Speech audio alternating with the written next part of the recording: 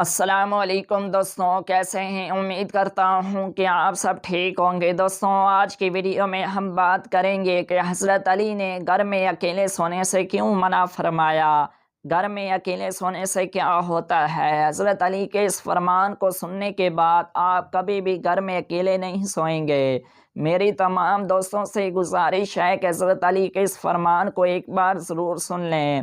ایک شخص حضرت علی رضی اللہ تعالیٰ عنہ کے پاس آیا اور کہنے لگا، اے علی، میرے بیٹے کو جنات پڑ گئے ہیں، مجھے سمجھ نہیں آ رہا کہ میں کیا کروں۔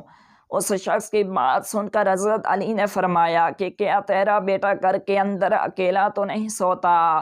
یہ سن کر اس شخص نے جواب دیا، بالکل ایسا ہی ہے، میں اور میری بیوی گھر سے کام کے لیے نکل جاتے ہیں تو میرا بیٹا گھر میں اکیلا ہوتا ہے۔